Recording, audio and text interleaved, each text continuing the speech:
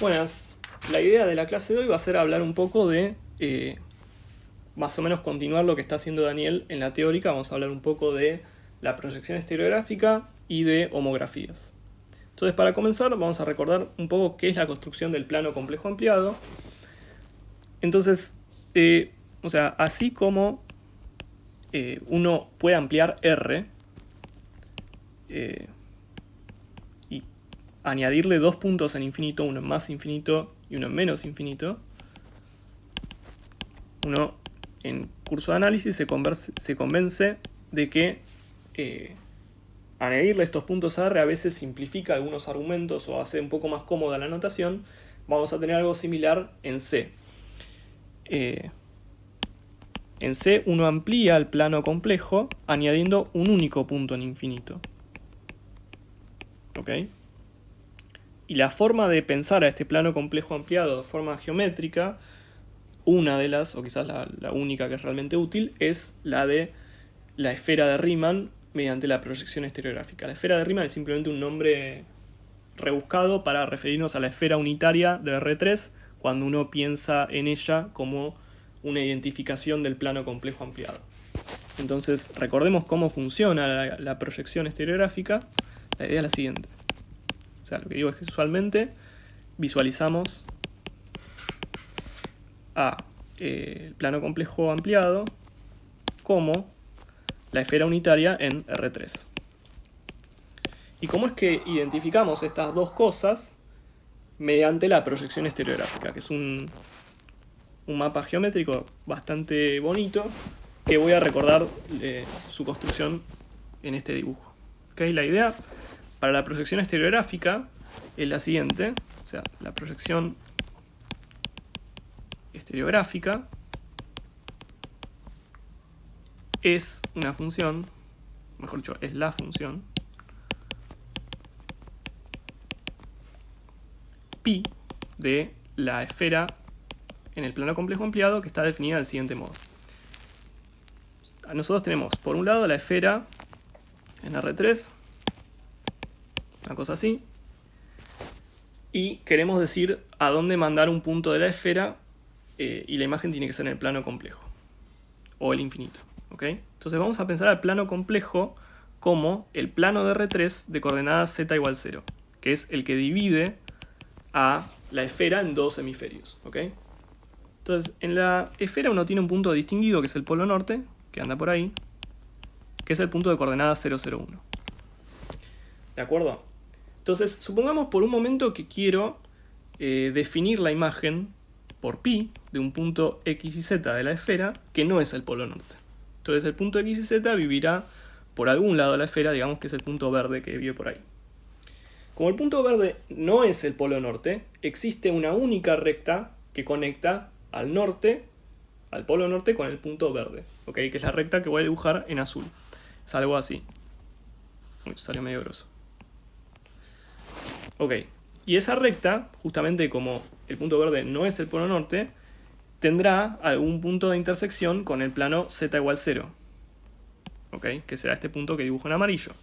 Bueno, el punto amarillo será la imagen del punto verde por la proyección estereográfica. Y toda esta construcción geométrica se traduce algebraicamente en una transformación de coordenadas bastante simple. El punto x y z va a caer en el punto x, 1 menos z y 1 menos z. Acá estamos identificando el plano complejo usual con R2. Si uno quiere escribir esto realmente como un número complejo, sería este número complejo. ¿Ok? Esto define la proyección en todo punto de C2, salvo el polo norte. Y bueno, el polo norte lo definimos como que caiga en infinito. ¿Ok? De este modo, uno, si quiere una idea geométrica más precisa, puede pensar que el plano complejo ampliado, cuando lo piensa sobre C2, es como básicamente enrollar el plano usual en la esfera, de modo que el único punto faltante que te queda es el polo norte, que se correspondería a el infinito. ¿De acuerdo? Como vieron con Daniel, uno le puede dar una métrica al plano complejo ampliado, y con esa métrica lo que resulta es que la función pi es un hómeo, ¿ok? Es una biyección con inversa continua. De hecho, la métrica está precisamente fabricada para que eso valga. Y va a resultar útil más adelante tener una función, una expresión explícita para la inversa, entonces escribámosla. También está en las notas de Daniel esto.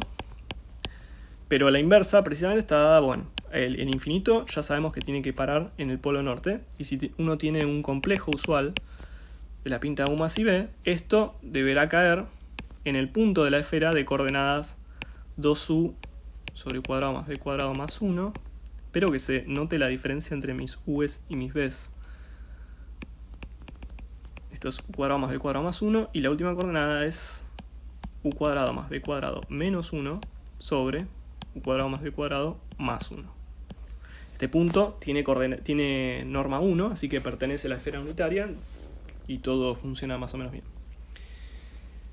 Entonces, una proposición que quiero mencionar ahora es, siguiendo en línea con lo que hablamos en el video pasado, de que tenemos una única forma, o mejor dicho, una forma unificada de escribir a las circunferencias y rectas en el plano complejo, vamos a ver que realmente hay muchos fenómenos que ponen en pie de igualdad, por decirlo de alguna forma, a las rectas y las circunferencias. Y este es otro ejemplo de este fenómeno. Lo que vamos a probar es que la proyección estereográfica,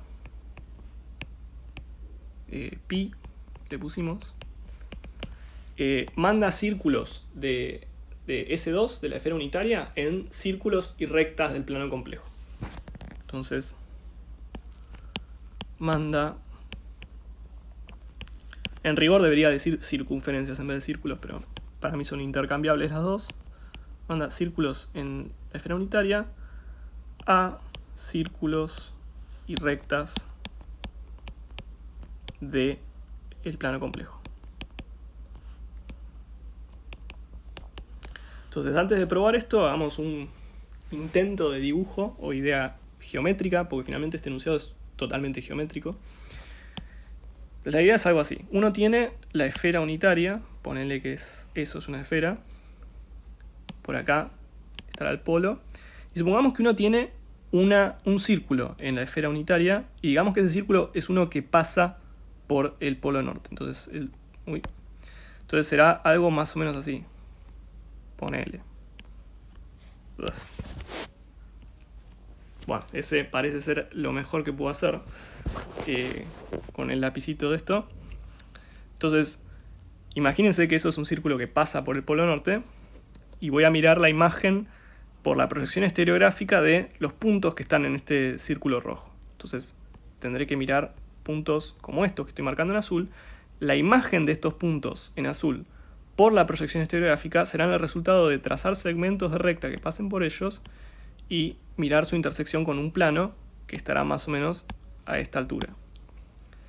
Si uno tiene un poco de imaginación, se convencerá de que esos puntos caen todos en la recta que estoy dibujando en amarillo. ¿Ok?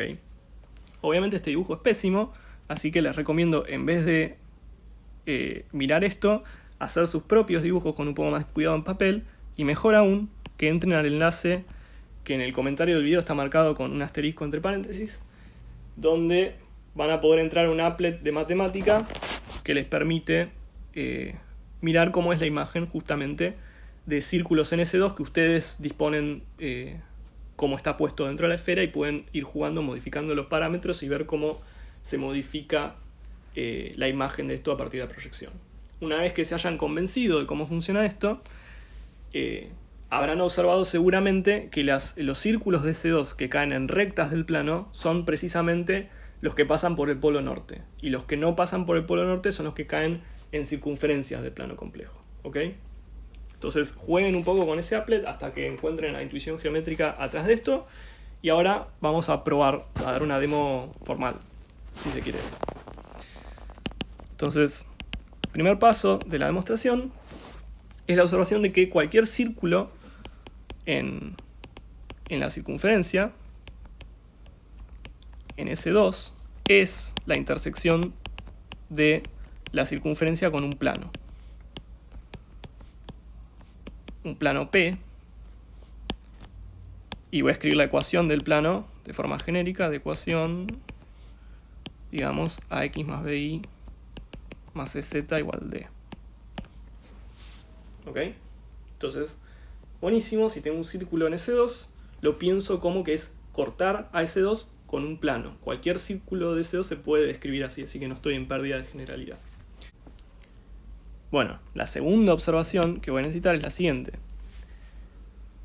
Fíjense, si tengo ¿no? la inversa de la proyección estereográfica que va del plano complejo empleado en S2. Y me pregunto, digamos, esto es la inversa de la proyección. Me voy a preguntar cuándo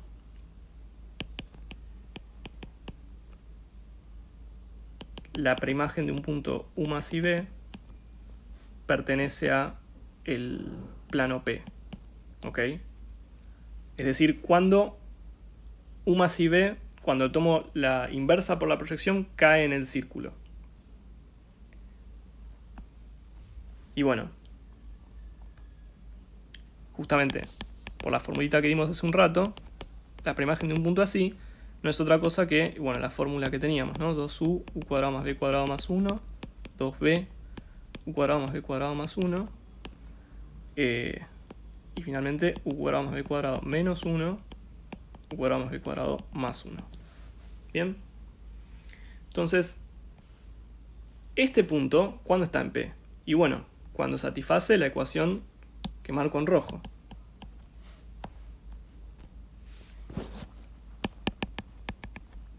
Esto ocurre si este punto pertenece a, o mejor dicho, si este punto satisface la ecuación. Veamos a qué nos lleva eso. Si este punto cumple esa ecuación, debe ser que, y bueno, a por 2u, u cuadrado más b cuadrado más 1, más b por 2b, lo mismo, más c. Si todo este choclo debe ser igual a d. ¿De acuerdo? Genial. Entonces vamos a reescribir un poquito esta identidad. Una cosa que podemos hacer es multiplicar a ambos lados por u cuadrado más b cuadrado más 1. ¿Ok? Entonces esto va a ser a2u más b, creámoslo un poco más prolijo, 2au más 2bb más c. Fíjense que el c va a quedar multiplicando a u cuadrado más b cuadrado y a menos 1. Lo voy a separar así. Queda menos c, y del otro lado queda d por u cuadrado más b cuadrado y más d. Estoy separando la parte de d del mismo modo que hice en el lado izquierdo. Y ahora reagrupo un poquito, ¿no? Y esto ocurre si y solo si 2au más 2bb más, y fíjense que ahora del lado izquierdo y del lado derecho tengo a c y a d multiplicando a u cuadrado más b cuadrado. Entonces hago factor común y llevo todo a un lado, me queda lo siguiente. Bien. Y esto quizás les suene familiar. Esto es justamente la escritura única que tienen las rectas o circunferencias. Cualquier cosa de este estilo, para una elección de A, B, C y D, representa una recta o circunferencia. Entonces, rebobinando, ¿qué es lo que dijimos? Lo que hicimos fue dar condiciones para que la preimagen de un punto por la proyección caiga en un plano, es decir, en una circunferencia. Y a lo que llegamos es precisamente a que el punto debe estar en, o mejor dicho, debe satisfacer la ecuación o de una circunferencia o una recta. Entonces esto prueba lo que queríamos. Y más aún, si se acuerdan de la vez pasada, dimos una condición en la cual podemos determinar si esta ecuación es la de una recta o la de una circunferencia. Si quieren, paren el video para pensar qué hay que pedirle a A, B, C y D para que sea una recta, por ejemplo. Bueno, y si lo hicieron, resulta que esto es una recta, solo si, obviamente, si el término cuadrático no aparece, es decir, si esto es 0. Bien. O sea, lo que voy a anotar acá en rojo es que esta es la ecuación de una recta o circunferencia siempre. Y, además, si c menos d es igual a 0, es una recta. ¿Ok? Y como habíamos dicho al principio con el dibujito, nos convencimos de que esto va a ser una recta solo cuando el círculo de la esfera pasa por el polo norte. Y yo lo que digo es que c menos d es igual a 0 si solo si el plano corta al polo norte. ¿Ok? Si se fijan, el plano es el de la ecuación esta, ax más bi más cz igual a d. Y justamente el polo norte es el punto de coordenadas 0, 0, 1. Entonces, la única forma en que ese punto verifique esta ecuación es precisamente que c por 1 sea igual a d, o sea que c sea igual a d. Entonces, si c menos d es igual a 0, es la ecuación de una recta, y además esto es equivalente a que el plano P pase por el polo norte. ¿Ok? Así que no solo tenemos una caracterización de la imagen de las circunferencias que viven en S2 por la proyección, sino que también sabemos cuándo la imagen es una circunferencia y cuándo es una recta. ¿Ok? Antes de pasar a la parte de homografías, quiero hacer un pequeño comentario geométrico más de otro ejemplo en el cual vemos que hay similaridades en el comportamiento de rectas y circunferencias en el plano. Y la siguiente proposición es que toda terna de puntos distintos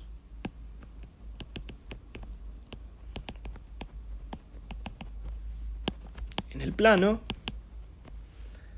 define una única recta o una única circunferencia. Una única recta o circunferencia. Cuando digo define una única, a lo que me refiero es que hay una única recta que pasa por los 3 puntos o una única circunferencia que pasa por los 3 puntos. Entonces probemos esto. Es obvio, casi por lo que significa la palabra colineal, que si la terna de puntos es colineal, define una única recta. Entonces, eso es medio pavo. Toda terna de puntos colineales, obviamente va a definir una única recta. Acá no estoy diciendo nada muy interesante. A lo que voy es que si la terna de puntos que me dan están alineados, bueno, seguro que no voy a encontrar una circunferencia que pase por ellos, pero sí voy a encontrar una recta que pase por los 3.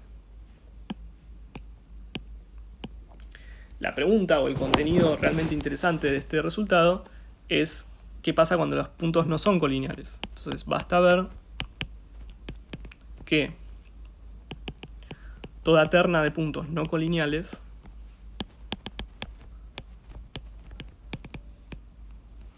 define una única circunferencia. Ya rectas sabemos que no pueden describir justamente porque no son colineales. Entonces la idea es dar una construcción que, si me dan 3 puntos A, B y C del plano, me dé una construcción para la circunferencia que pase por esos 3 puntos. Entonces la idea para esa construcción es bastante sencilla, pero es ingeniosa. ¿Ok? Entonces, ¿qué estamos buscando? Estamos buscando una circunferencia que pase por los 3 puntos.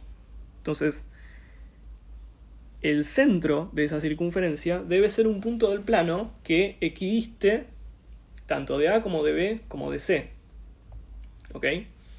Entonces, como equidista de A y B, debe pertenecer a la recta de puntos que son equidistantes de A y B. ¿Cómo son los puntos equidistantes de A y B? Una forma de construir la recta de puntos equidistantes es: uno traza el segmento que une A y B, que es algo así. Uno traza la recta que es perpendicular a este segmento y pasa por el punto medio, que es algo así. Y resulta que esa es la recta de puntos que equidistan de A y B. La voy a llamar E de AB. Voy a poner el nombre a la derecha porque no me va a entrar para hacer el resto del dibujo. ¿Ok? Pero a lo que voy es que EAB es la recta de puntos que equidistan de A y B. Y se construye trazando el segmento de AB y tomando la recta perpendicular a ese segmento que pasa por el punto medio de ese segmento. Y podemos hacer lo mismo en A y C. Entonces trazamos el segmento y vamos a construir la recta de puntos equidistantes entre A y C.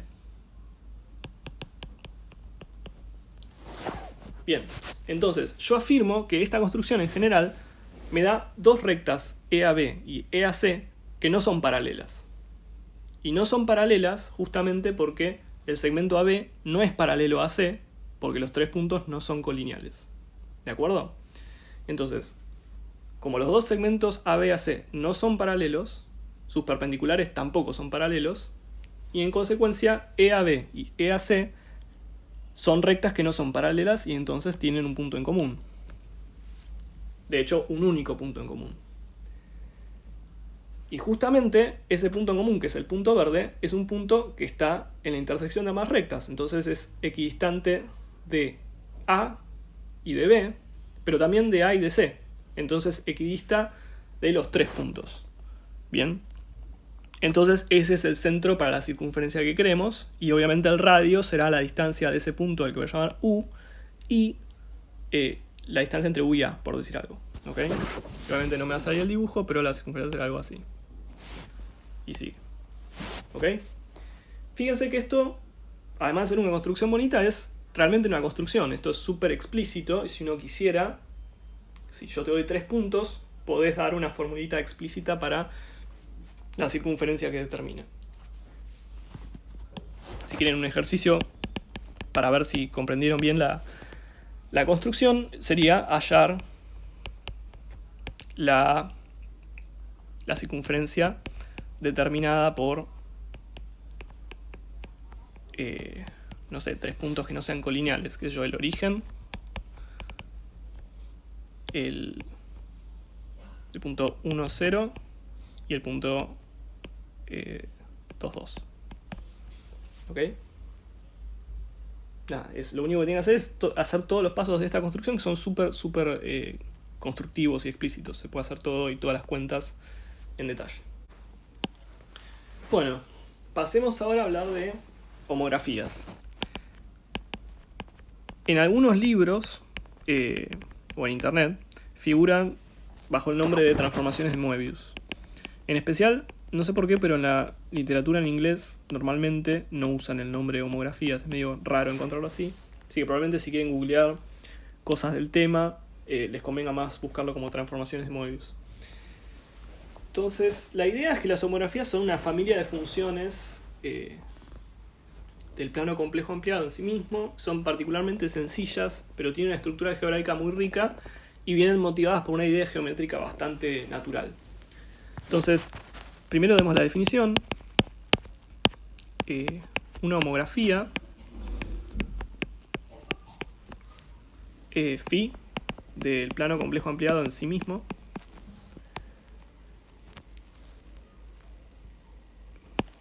es una función de la forma o sea, responde a una formulita de este estilo. A un complejo z lo mando a AZ más B sobre CZ más B.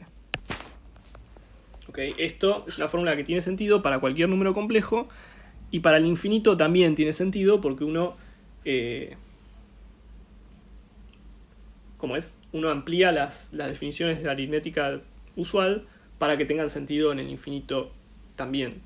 Si uno quiere, vamos a ser explícitos, el infinito debería caer en ¿qué? En A por infinito más B, por C por infinito más D. O sea, uno conviene en que esto resulta ser A sobre C. ¿Ok? Eso se puede motivar por distintas formas.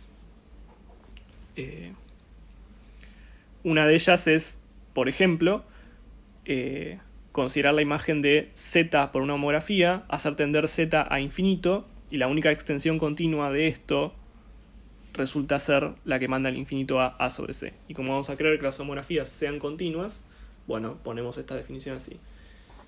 Bien. Y además hay que pedir una condición sobre A, B, C y D, que es que AD menos BC sea distinto de 0. ¿Ok? Esa condición también es bastante natural, viene por el siguiente motivo. Esa condición es justamente que el determinante de la matriz de 2×2, que forman los coeficientes A, B, C y D, sea no nulo. Otra forma equivalente de decir eso es que las filas A, B y C y D no sean una un múltiplo de la otra. Si lo fueran, uno en la expresión de la homografía uno podría cancelar y simplemente dividir todo, ¿no? O sea, por ejemplo, por decir algo concreto, si acá yo tuviera que esto fuese 2z más 2 y abajo sería 4z más 4, uno puede cancelar esto, salvo en los puntos donde se indefine el denominador, y esto es un medio en casi todo punto, ¿ok? No vamos a querer considerar estas cosas como las que escribí en rojo como ejemplos de homografía, ¿ok? Pues son muy pavas, son funciones constantes. Justamente por eso es que se pide esta restricción, ¿ok? El motivo geométrico por el cual estas cosas son importantes es más o menos claro cuando uno piensa a las homografías en vez de funciones de C en C, o mejor dicho, del plano ampliado en el plano ampliado. Si uno identifica el plano ampliado con la esfera de Riemann, con S2, uno ve que la familia de homografías responde a una familia de transformaciones supernaturales de la esfera. Entonces lo que quiero decir es que, esto es un comentario, no lo voy a probar, pero es que uno puede pasar de el plano complejo ampliado en la esfera a partir de la inversa de la proyección. Y también uno puede pasar del plano a de la esfera de Riemann al plano complejo ampliado proyectando. Si uno acá tiene una homografía phi, es natural, como tanto pi como su inversa son inversibles, uno puede construir, uno puede pasar phi y verlo como una transformación de S2 en S2. Entonces siempre tengo una función fimonio, de modo que hacer pi a la menos 1, después fimonio y después pi es lo mismo que hacer phi. ¿Ok? Si quieren estoy conjugando por pi. Lo que estoy diciendo es que con esta construcción uno puede pensar a cualquier función del plano complejo ampliado en sí mismo como funciones de S2 en sí mismo. Y lo que resulta ser es que phi es una homografía si y solo si phi monito es un movimiento rígido de S2, de la esfera. Y con movimiento rígido me refiero a, si queremos ser más explícitos, a una transformación ortogonal. ¿Ok? Entonces me permito, por ejemplo, hacer rotaciones, hacer simetrías, ese tipo de cosas en S2. Esto debería ser más o menos convincente para motivar al menos por qué es importante considerar la familia de las homografías como transformaciones del plano complejo ampliado. Es que si uno identifica el plano complejo ampliado con S2, responde a una familia de transformaciones geométricas supernaturales que son los movimientos rígidos, ¿okay? Las cosas que no alteran ángulos ni norma.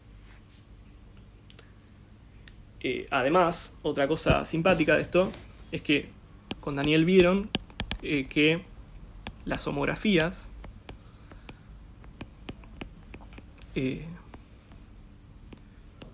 mandan círculos y rectas en círculos y rectas. O si quieren, seamos un poco más breves, preservan el conjunto de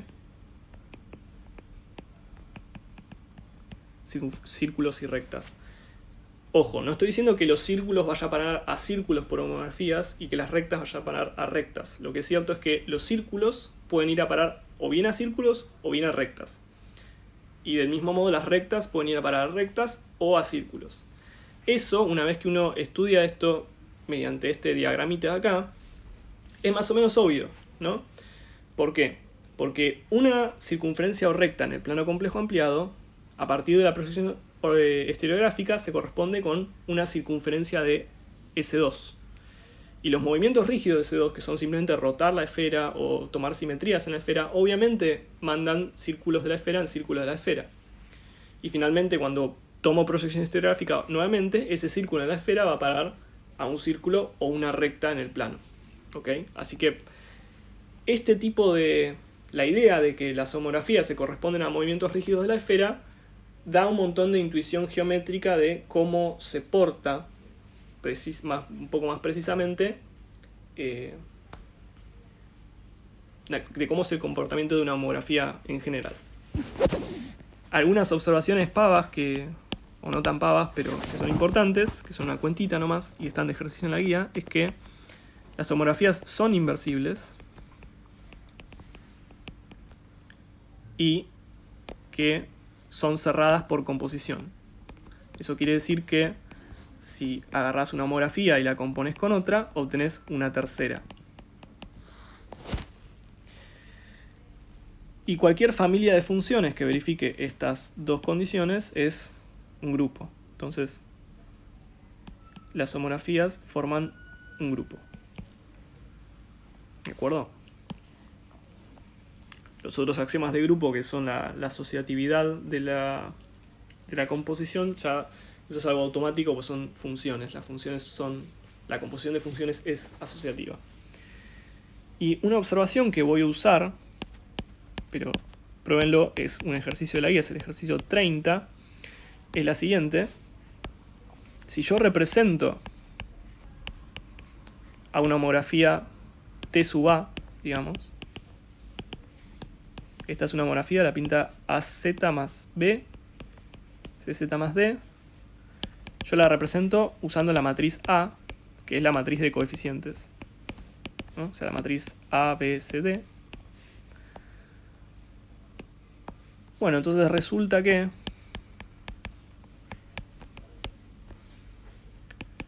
la inversa de la homografía es la homografía representada por la inversa de la matriz.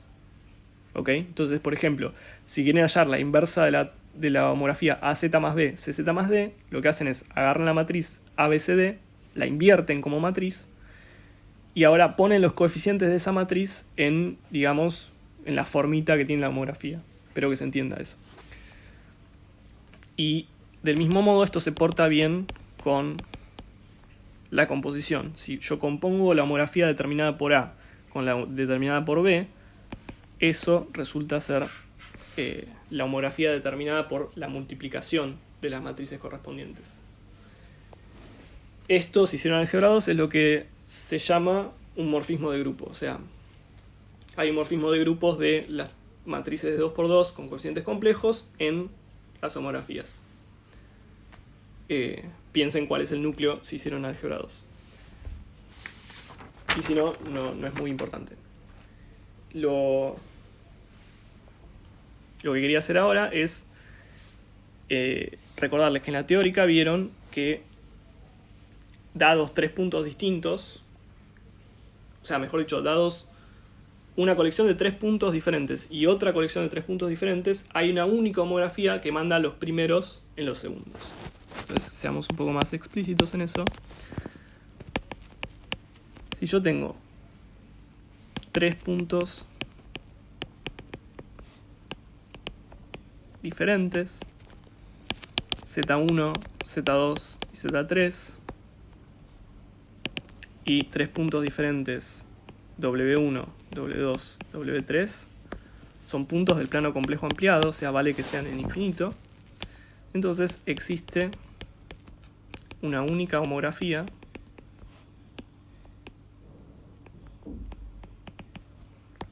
phi, tal que phi mande Z1 en W1, Z2 en W2 y Z3 en W3. ¿Ok? Entonces, esto ya lo vieron demostrado en los apuntes de Daniel. Yo quiero que veamos una forma constructiva y práctica de cómo recordar cómo es el procedimiento para explicitar la homografía que hace esto. Entonces, o sea, lo que voy es que no voy a probar la unicidad. Simplemente voy a mostrar una construcción para hacerlo. Entonces, lo que voy a decir primero es suponer un caso más fácil. Supongamos que W1 es 0, W2 es 1 y W3 es infinito. ¿Ok? Entonces, lo que voy a querer es, a mí me dan Z1, Z2 y Z3, tres números complejos. Lo que voy a querer hallar es una homografía que mande Z1 en 0, Z2 en 1 y Z3 en infinito. Entonces, yo voy a proponer la siguiente. Propongo la homografía que a un Z me lo manda a lo siguiente. Si yo quiero que el Z1 caiga en 0, una propuesta obvia es, bueno, a Z restarle Z1. Eso obviamente el Z1 me lo manda al 0. El problema es que las otras dos condiciones en general no se van a satisfacer. Pero puedo intentar arreglarlo, en principio para que funcione también para el Z3, para que mande Z3 a infinito. Una forma de hacer ese arreglo es lo siguiente. Yo puedo dividir acá por Z menos Z3. Fíjense, en Z1, este cociente me queda 0 dividido Z1 menos Z3, que sigue siendo 0. Entonces, en Z1 no rompí nada.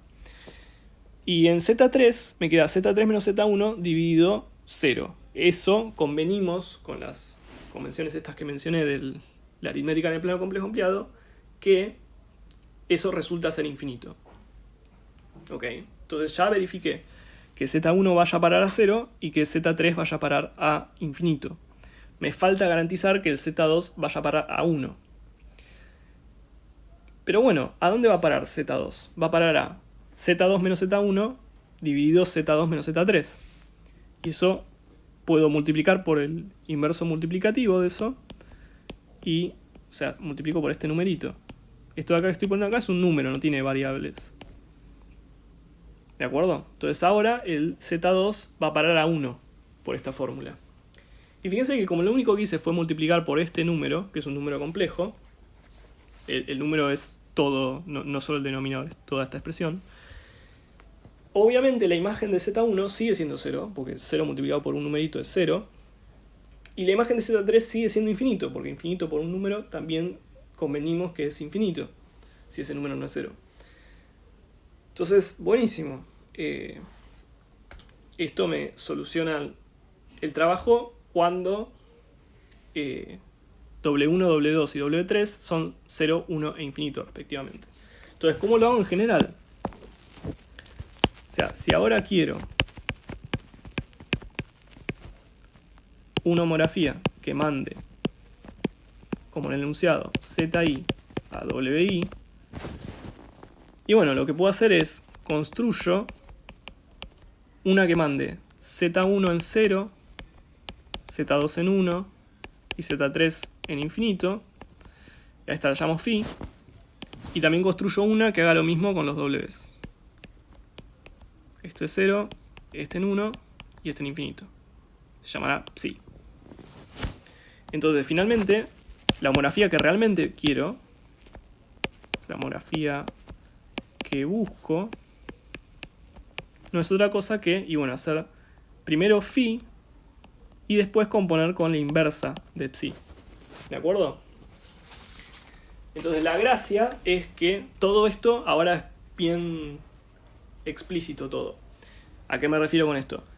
Ya la construcción de phi la sé, porque responde a este procedimiento bien fácil que dijimos acá. Lo mismo para psi.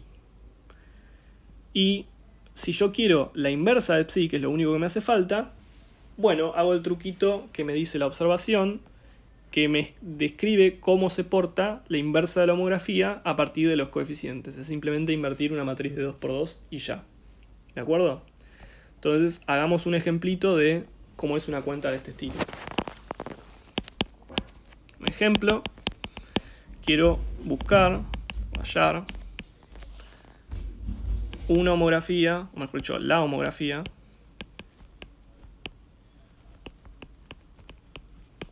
tal que mande el punto I en 1, el punto 1 en 2 y el punto 2 en I.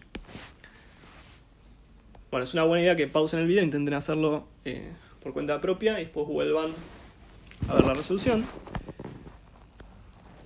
Pero bueno, vamos a plantear lo que dijimos recién. Primero voy a buscar una phi que mande I en 0, 1 en 1 y 2 en infinito. Entonces, el primer paso es hacer que anule a I, eso es fácil, hago z menos I. Después buscaré que 2 caiga en infinito dividiendo por z menos 2, tendré esto. Y finalmente la condición del 1 la hago multiplicando por el inverso multiplicativo de lo que escribí evaluado en 1. Entonces arriba me queda 1 menos 2, que es menos 1, y abajo me queda 1 menos I. Y listo. Ahora agrupo, o sea, lo que quiero es llevar esto a una expresión de la pinta AZ más B dividido CZ más D. Para eso tengo que multiplicar simplemente y nada más. No voy a hacer eso con todo el detalle, simplemente les digo cuánto da y revisen, pero esto debería darles menos 1 menos I por Z más menos 1 más I en el numerador y abajo 2Z menos 4.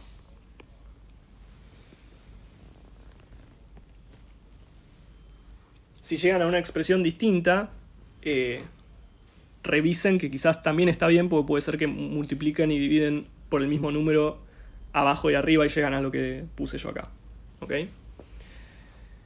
Bien, esto nos da el primer paso. Ahora tenemos que buscar la psi que haga lo mismo, pero para los valores del codominio, ¿no? Que eran 1, 2 e i. Entonces voy a crear una psi que mande el 1 al 0, el 2 al 1 y el i a infinito. Y como ya vieron, esto es bastante mecánico. Ya una vez que aprende el truco es siempre lo mismo. Para enviar el 1 al 0 lo que hacemos es restarle 1 al z. Para mandar i a infinito dividimos por z menos i. Eso hace que el 1 vaya al 0, el i vaya al infinito. Y ahora arreglamos para que el 2 también vaya al lugar que corresponde, que debe ser el inverso multiplicativo de lo que ya escribí, evaluado en 2.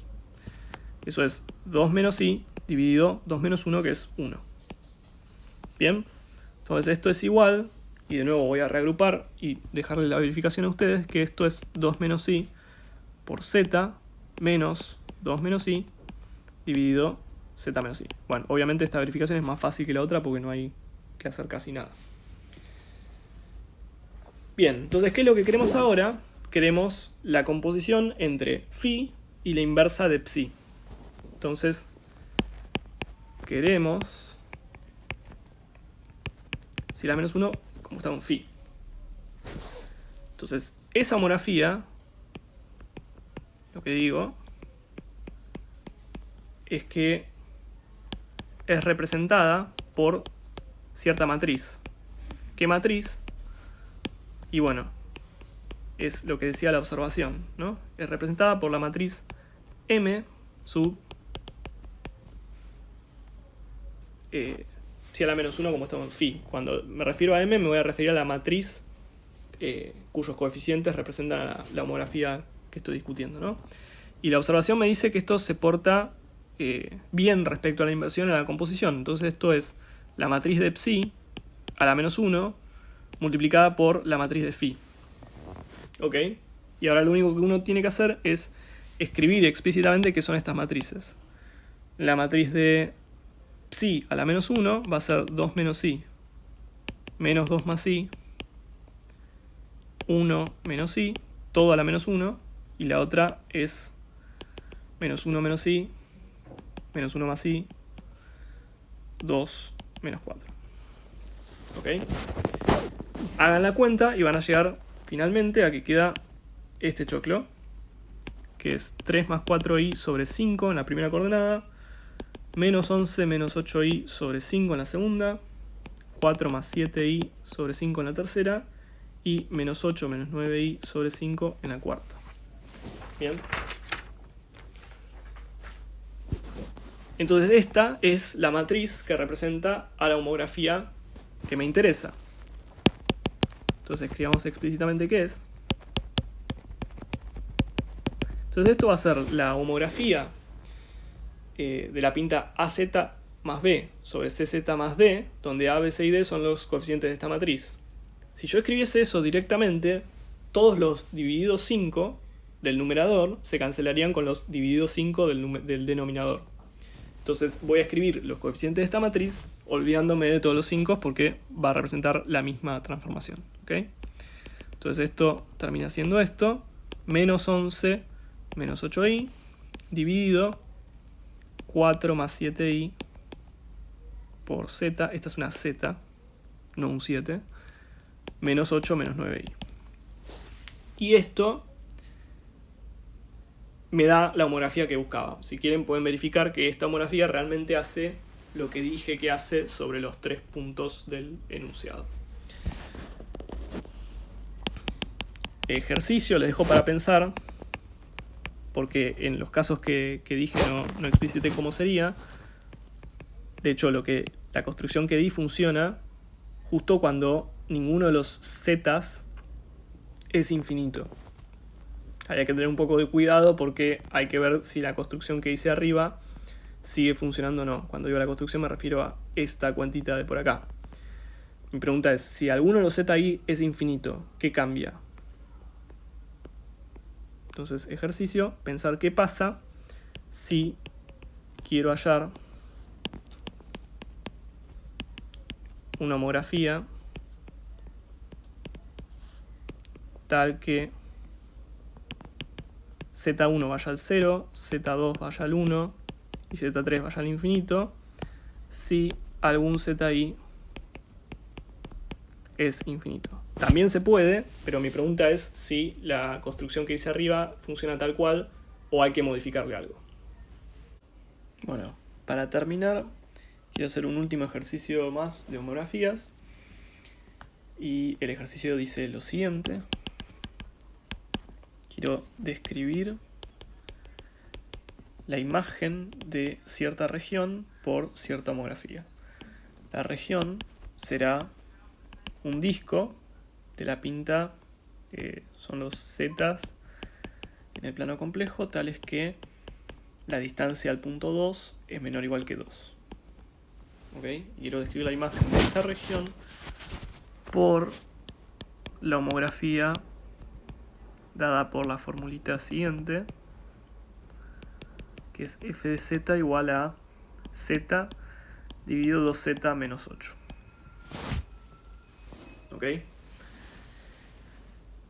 Si uno trata de describir así algebraicamente, digamos, enchufar algo genérico en la fórmula de f de z y ver qué dice la condición algebraica de que el módulo de z menos 2 sea menor o igual que 2, uno rápidamente se convence de que no va a llegar a mucho haciendo eso, así que vamos a explotar el hecho de que f es una homografía y las cosas que ya sabemos que cumplen las homografías, por ejemplo que son biyecciones continuas o que mandan círculos en rectas, para tratar de aprovechar un poco más estas herramientas y sacarle más jugo a la situación. Entonces,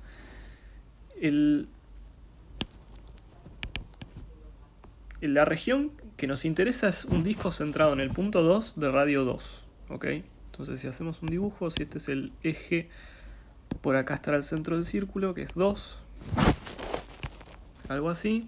Pasa por el origen, por 4, y digamos por, no sé, 2 más 2i. ¿De acuerdo? Y la región que me interesa es, bueno, es este disco. ¿Sí? Voy a usar la palabra disco para referirme al círculo relleno, digamos, con su interior, y con círculo me voy a referir a la circunferencia de borde. ¿Ok? Entonces, una cosa que ya sé, porque f es una homografía, es que el círculo, es decir, el borde del disco, va a parar o bien a una circunferencia o bien a una recta.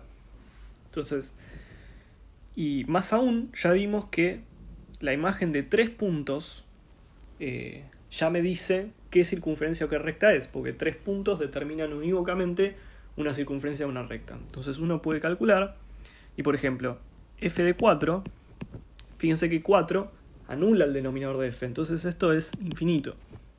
¿Ok? Esto ya nos dice que la imagen de esta circunferencia es una recta, porque las circunferencias obviamente son conjuntos acotados, entonces más vale que no van a pasar por infinito. Las rectas siempre pasan por infinito. ¿Ok?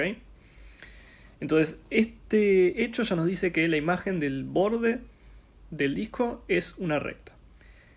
Y ahora, más aún, dos puntos determinan unívocamente una recta, entonces uno calcula, bueno, f de 0 es fácil ver que es 0, y uno hace la cuenta para 2 más 2i, y ve que es menos i sobre 2, la imagen de esto.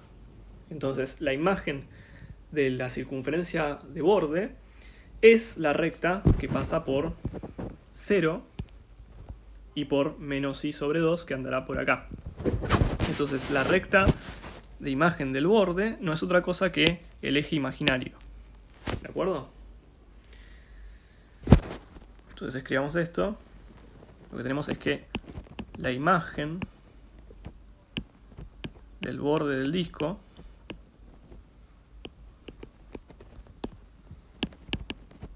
y al borde del disco lo voy a llamar C de circunferencia,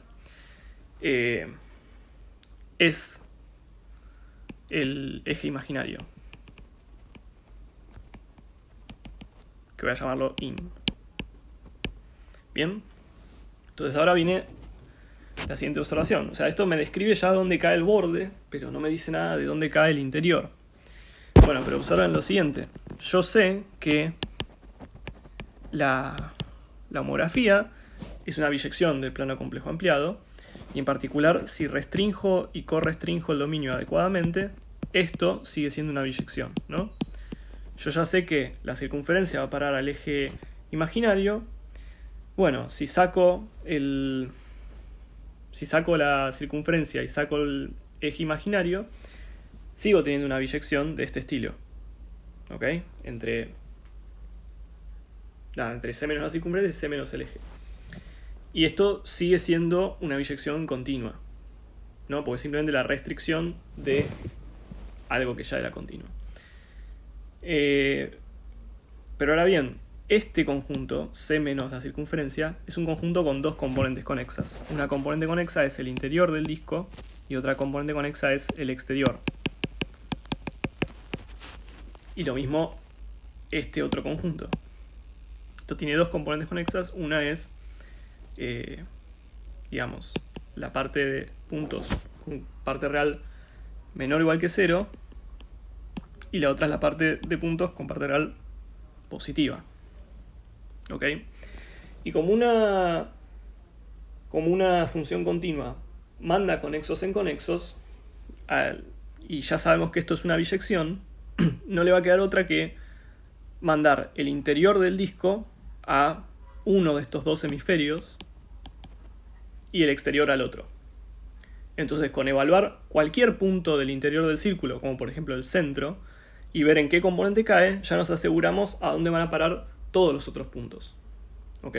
Entonces, uno verifica que f de 2, por ejemplo, es menos 1/2. Entonces esto te dice que la componente conexa del interior del disco, que estoy marcando acá en rojo, va a parar al hemisferio izquierdo, ¿no? O sea, al de puntos de parte real menor que 0. ¿De acuerdo? Entonces, siguiendo por acá, esto es continua, por lo que manda conexos en conexos.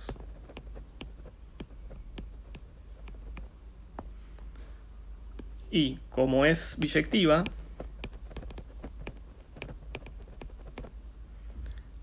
y f de 2, recordemos que 2 es el centro del círculo, cae en la componente de puntos, digamos, z en c de parte real menor que 0, esto nos dice que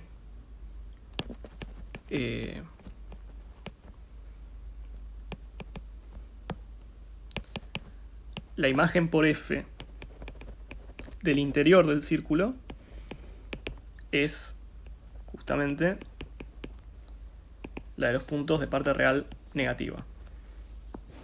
Y como además sabemos que el borde del disco va a parar exactamente el conjunto de puntos de parte real igual 0, entonces finalmente lo que queríamos, que es la imagen del disco con el borde, no queda otra que sea el conjunto de zetas en C de parte real menor o que 0.